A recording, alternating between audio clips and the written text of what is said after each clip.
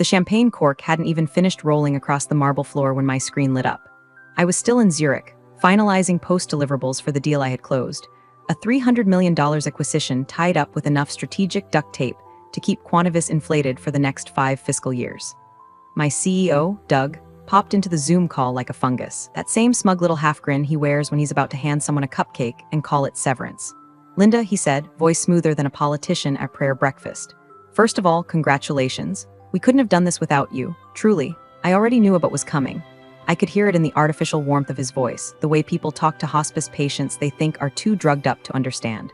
But he continued with the transition complete. "We're streamlining leadership. You've done your part. It's time to let the next generation take the reins." My eyes didn't blink, not once. He kept going. "I've promoted my loyal team," he said. "You should be proud. This is what legacy looks like." Legacy, that word hit harder than the firing. My hands were folded, my jaw tight but not trembling.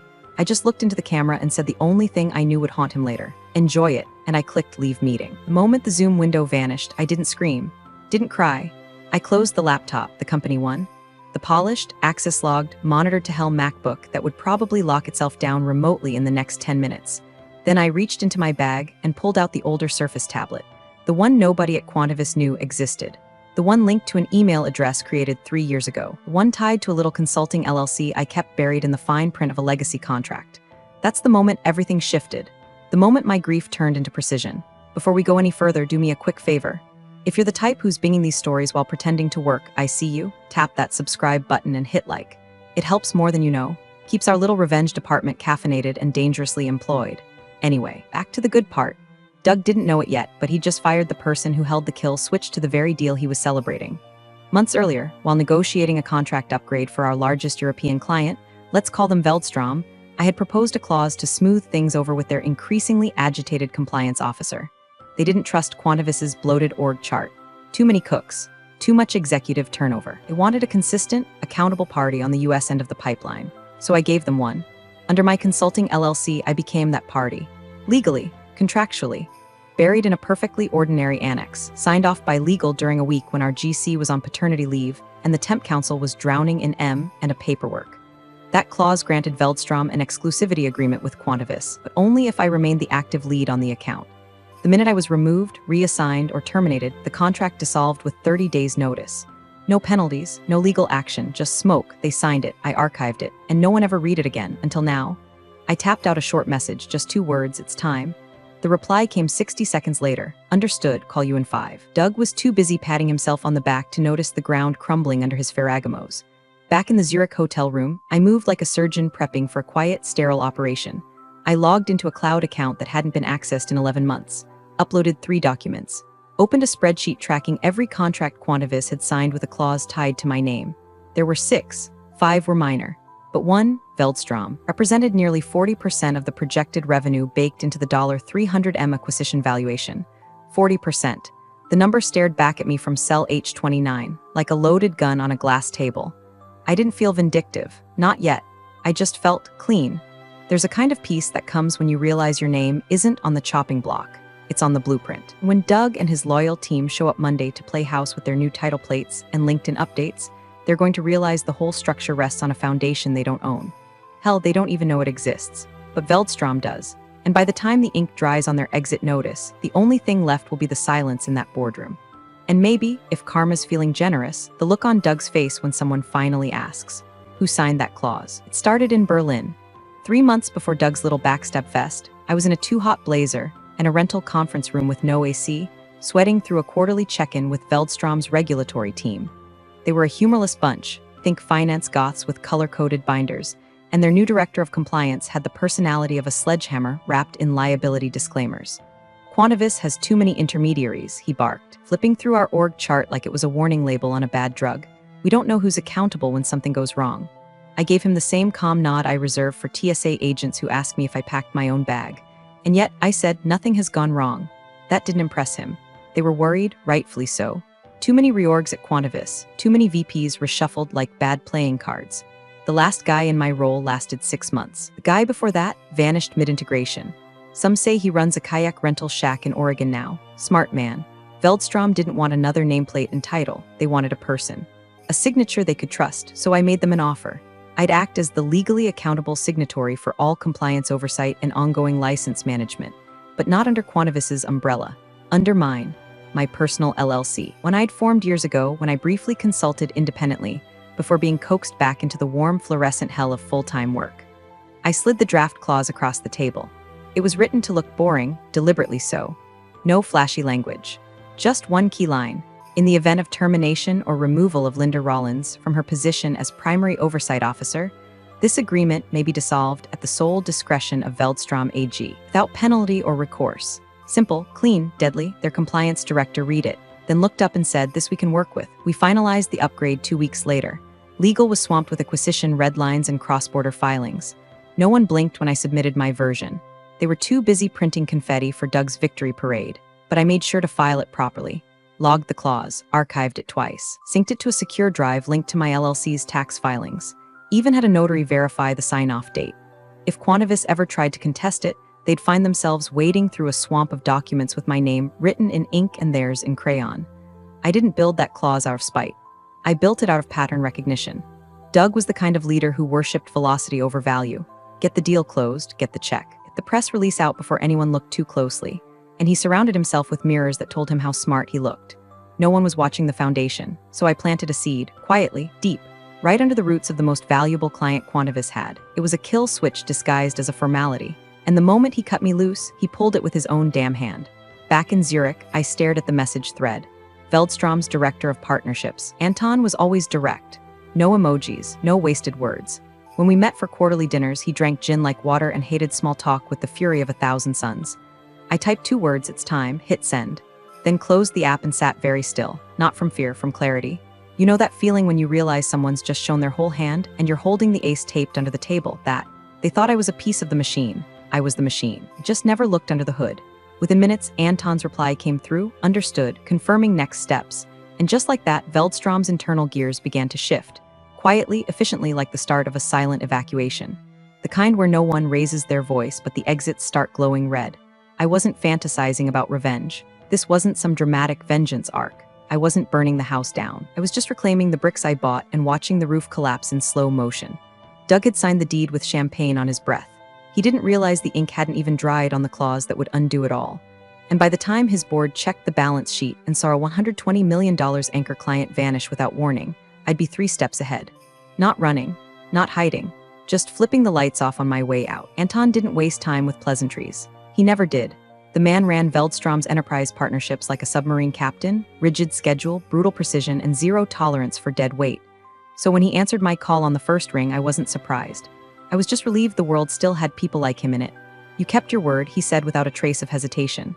"So will I." That was it. No follow-up, no theatrics, not even a question about what Doug did.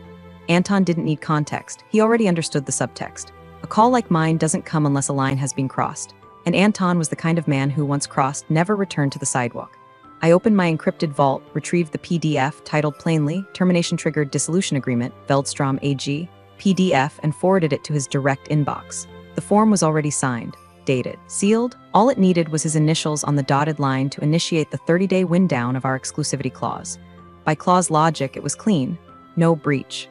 No breach because the clause had accounted for my departure in advance. I hadn't sabotaged anything. I'd simply built in a break glass in case of ego-driven stupidity feature. And wouldn't you know it, Doug tripped it like a toddler in a museum. Anton replied a few minutes later with one word, initialed. There's a distinct feeling that hits when you watch years of being overlooked crystallize into one moment of absolute leverage. It's not joy, it's not even satisfaction, it's more like gravity realigning itself, like the floor you've been standing on finally levels out under your feet. For 8 years, I'd carried that account like a quiet secret.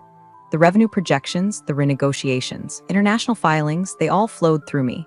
And yet, when the acquisition was being finalized, Doug hadn't even invited me to the closing dinner. Said it was just a photo op for the new leadership.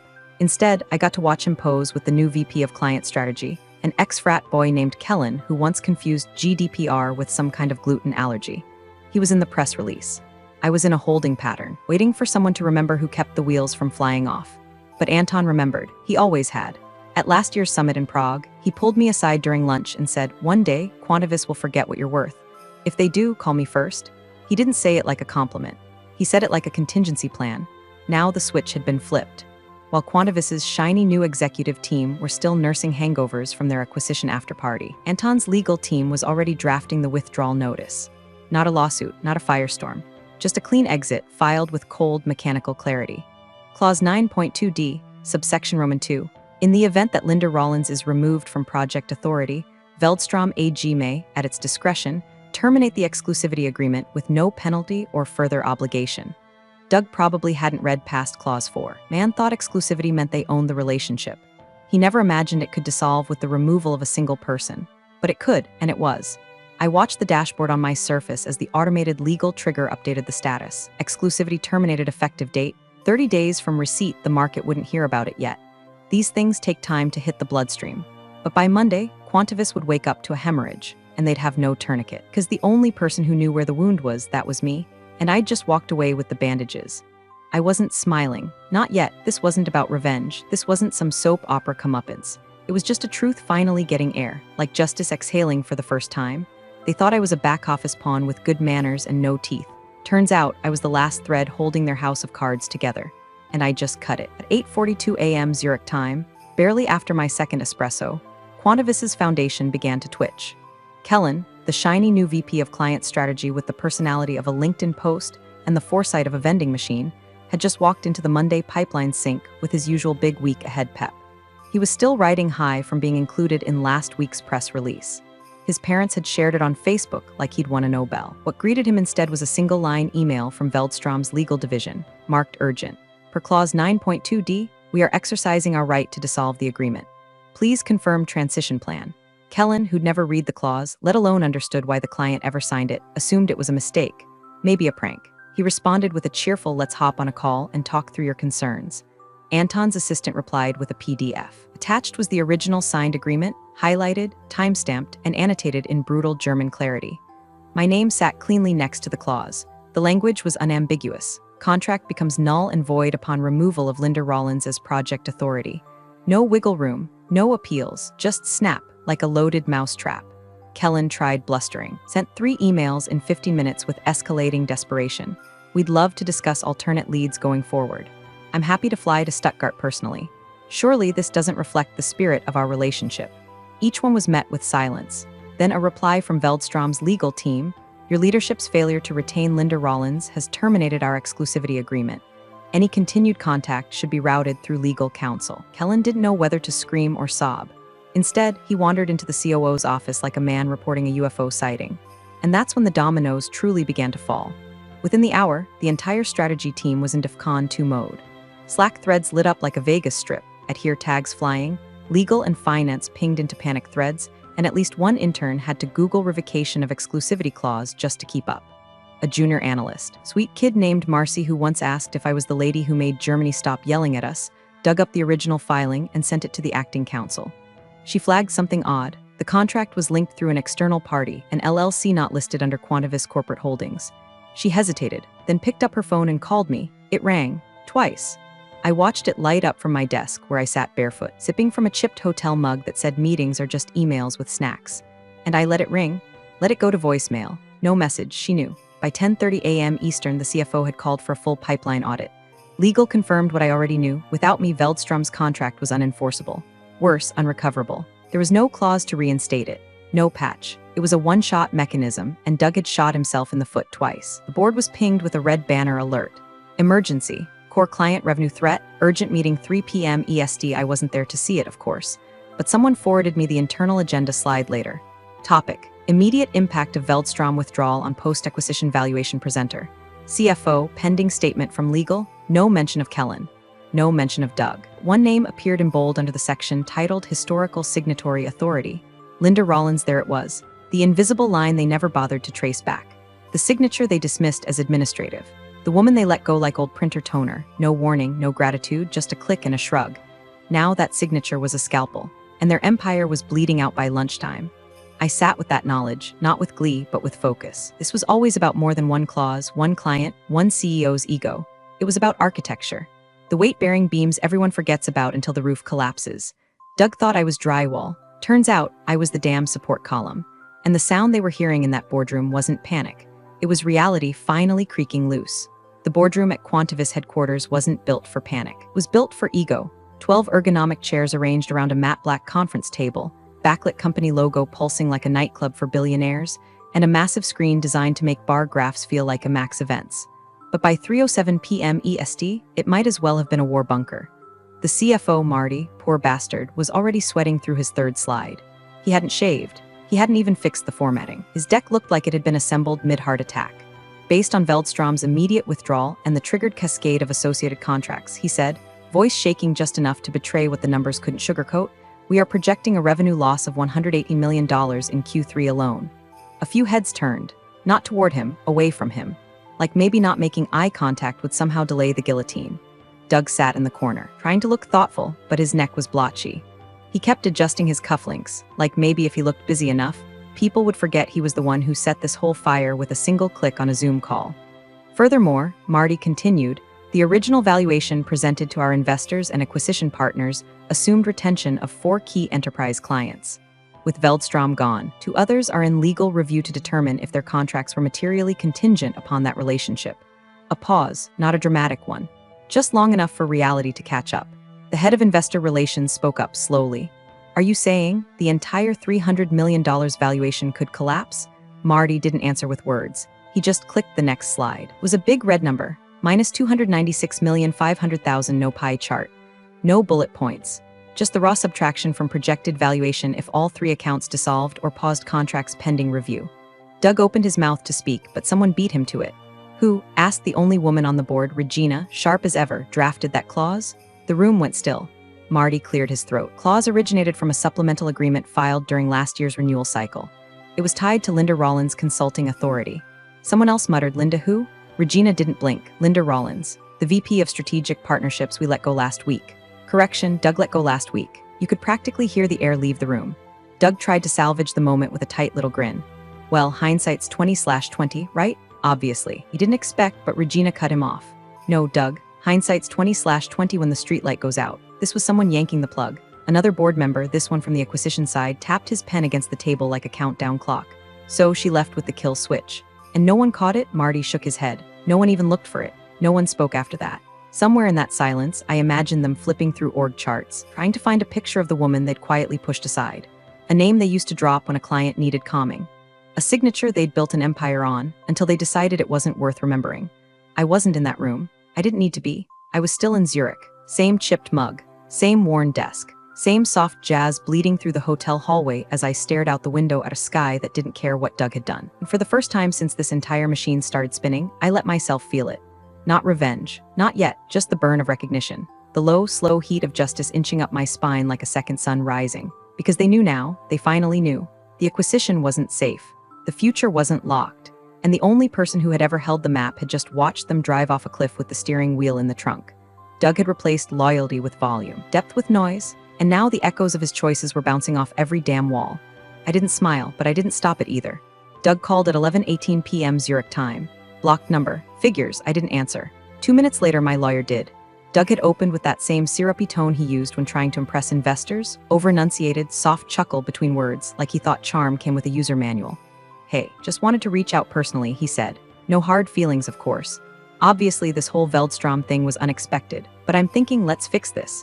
Maybe a consulting retainer, bring you back on in a flexible role. You know, help stabilize the transition while we clean up the post-acquisition stuff. Everyone wins. My lawyer, God bless her, didn't even bother to pretend. She listened with the patience of a funeral director, then read the prepared line like a toll booth operator handing over a receipt. Linda Rollins' services are no longer required, she said, as your termination email made explicitly clear. Doug tried to laugh. Come on, don't be like that. That's the problem with men like Doug. They confuse civility for softness. Think the quiet ones fold easy. But I'd already given him his answer. Back on that Zoom call. 2 words, enjoy it. He just hadn't realized I meant every inch of what was coming. Look, he said, shifting gears, if we really want to go down this path, well, we can. But I have to mention that if this clause you filed was designed with malicious intent, it could be viewed as sabotage. Intentional damage. I don't want to involve litigation, but my legal team's reviewing their options. Oh, now we're threatening lawsuits? How quaint. My lawyer let him hang in the silence for a few delicious beats before responding. We welcome any review of the contract, she said. Linda's consulting authority was legal, disclosed, and filed in accordance with European compliance protocols. The clause was ratified by your own legal department. Your company had 14 months to amend or challenge it. You chose not to. He tried to pivot again, something about optics and rebuilding trust, like we were talking about a bad marketing campaign and not the total collapse of a $300 million fantasy he'd built out of borrowed money and LinkedIn hashtags. What Doug didn't understand, what he never understood, is that I hadn't broken anything. I just stopped holding it together. For 8 years, I'd been the one answering late-night emails from angry clients. The one rebuilding relationships after Doug's frat bro hires fumbled a rollout. One smoothing over budget holes, translating developer gobbledygook into boardroom English, hand-holding contracts across 3 time zones so the ink never smudged. I was the glue. He just never thought to ask what would happen if the glue let go. I didn't respond to Doug directly. I didn't need to. Every move from here on out was surgical. I wasn't reacting anymore, I was directing. And that distinction made all the difference. I didn't rage. I didn't plot from the shadows. I let him speak. Let him spiral. Let him dig. And while he spent the next 24 hours trying to claw back credibility in emergency Zooms and CYA email threads, I moved forward. I contacted Veldstrom's transition team and confirmed their timeline. I forwarded copies of the clause to 2 other enterprise clients quietly. I received a message from the chief legal officer of a certain rival firm requesting a confidential sit-down. I even got a handwritten card from Anton. You kept your promise, so did we? Doug wanted me back as a bandage, but I wasn't a patch. I was the damn architect, and now I was building something new. Without him, without Quantivis, not out of revenge, out of clarity. Because once you stop apologizing for your own value, the world gets very quiet. And like Doug, they don't know how to breathe in silence. The meeting took place in the kind of cafe where silence cost extra, white marble tables, espresso served in shot glasses like it was contraband, and enough startup founders lingering around to start a blockchain cult. I didn't pick it for the ambience. I picked it because it was 5 blocks from the headquarters of a firm that had, for the last 4 years, quietly circled Quantivis like a hawk waiting for a limp. Nora Chen walked in 5 minutes early. Black slacks, flat shoes, hair like she cut it herself in a hotel bathroom. No nonsense. COO of Ravonix, a competitor in name only. In truth, they were leaner, meaner, and just as tired of Doug's bloated promises as I was. She slid into the seat opposite me, offered no handshake, no fake grin, just said, "Let me guess." He finally did it. I nodded. Fired me. Didn't read the clause. Watched $118 million walk out the door. She took her espresso and downed it like a shot. "What took you so long?" I reached into my bag and pulled out the folder. Not digital paper, hard copy. Not because I didn't trust the cloud, but because few things command respect these days like a fat manila envelope dropped on a polished table. Inside, a full client migration strategy. Not just Veldstrom, but 2 others circling the exit, including one sitting on a pilot deal for a data compliance tool we both knew was duct taped together by Quantivis's junior engineers. Each client listed with key dependencies, fracture points, proposed incentive timelines, contact authorization logs, side letters Doug never knew existed. Nora flipped through page after page, her eyebrows lifting once. Then again. Then she stopped at a diagram I'd labeled Succession Pathway's 3 phases of flight. "You didn't just leave," she murmured. "You planned the whole escape route." I leaned back. No one builds a parachute unless they expect the plane to catch fire. She tapped the folder. "You want a job? I want leverage," I said, "and I want a clean home for my clients." That's when she smiled, not warm, not predatory either. More like someone finally realizing they'd stumbled onto a gold vein beneath a landfill. "We've been looking at an acquisition," she said, "but maybe we just absorb what matters." Meanwhile, across town, Quantivis was on its 2nd full day of spin control. Doug had called in every favor he had. PR had already drafted 3 non-statements about evolving client relationships. Kellen had stopped shaving. The head of HR was quietly circulating early retirement offers to anyone with senior in their title. And then the SEC pinged them. An inquiry into post-acquisition reporting inconsistencies. Specifically, misrepresentation of client revenue stability. Someone had filed a tip, not me. But I might have had coffee with the person who did. Because when you spend years keeping things standing, you know exactly who's watching for the cracks. In Quantivis, they'd been sending out glossy investor updates listing Veldstrom under confirmed 12-month renewals, despite the fact that the contract was conditional, now terminated. Oops. By the time their GC tried spinning it as a clerical misunderstanding, the SEC had already looped in an accounting review firm. And I was back at my hotel, unwrapping a pistachio croissant, and watching it all unfold on private Slack threads passed from former colleagues who were still loyal to the person who made their jobs livable, me. Doug didn't know who was feeding the flames. He didn't know about Nora. Didn't know about the migration schedule already in soft launch. And he sure as hell didn't know I'd spent the last 6 months documenting every contract I touched under a compliance tracker tied to my LLC. He was playing whack-a-mole in a house filled with termites. I wasn't the target anymore. I was the torchbearer. And every time they scrambled to plug one leak, another opened. Because this wasn't sabotage. This was gravity, finally working the way it was supposed to. Doug still thought this was a rough patch. He hadn't realized yet the patch was the plan. The leak hit LinkedIn first. A short, almost clinical update posted by someone in M and a whisper circles, hearing chatter that Quantivis's acquisition may be under regulatory review. Sources cite client volatility and contract exposure. No names, no flames, just blood in the water. Then came the second post. This one from a mid-tier VC analyst with a fondness for doom threads. Confirmed, SEC review underway. Internal docs suggest valuation relied heavily on contracts tied to a single terminated exec. Heads will roll. It spread like gasoline on conference room carpet. Twitter, Slack threads. Finance bro group chats lighting up with emojis and screenshots of Quantivis's press release, now aging like unrefrigerated shrimp. Someone leaked the internal memo next. It wasn't supposed to get out, obviously. But things have a way of slipping when your entire mid-management tier is staring down performance clawbacks and an evaporating bonus pool.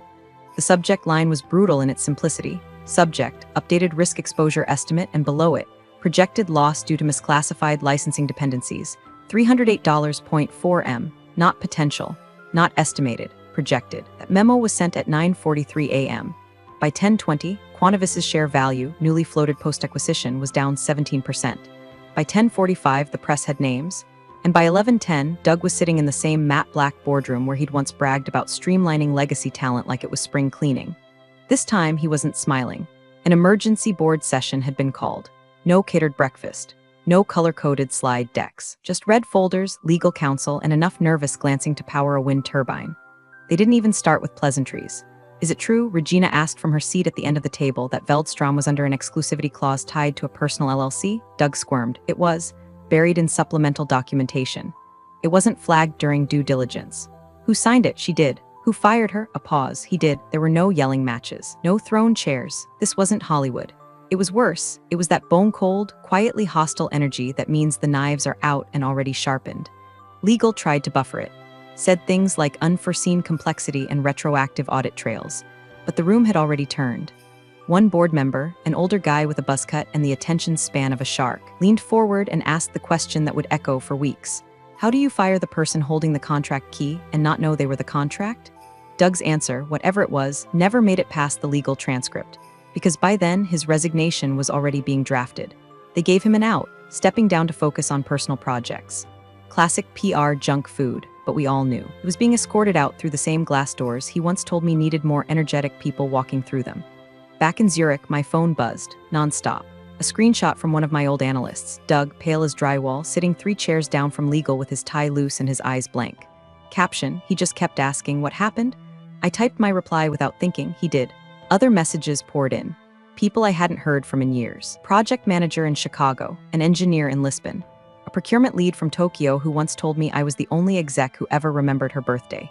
Each message was the same in tone. You kept your grace, you played it clean, you never raised your voice, and now the silence was screaming.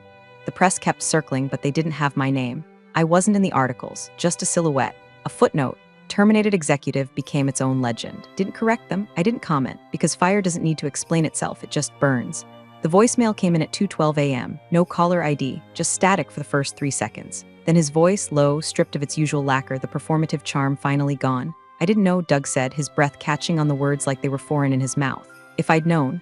If someone had told me about that clause, he trailed off. Not into apology, just silence. The kind of silence that screams all the things a man like him could never say out loud. I underestimated you. I thought you'd go quietly. I didn't think you'd matter this much once you were gone. I listened once, all the way through. Then I deleted it. There was nothing left to say. His story ended the moment he hit remove from org chart. Mine had only just crossed the title screen. I opened my laptop and sent a single message to Anton at Veldstrom. Appreciate your integrity. We move forward Monday.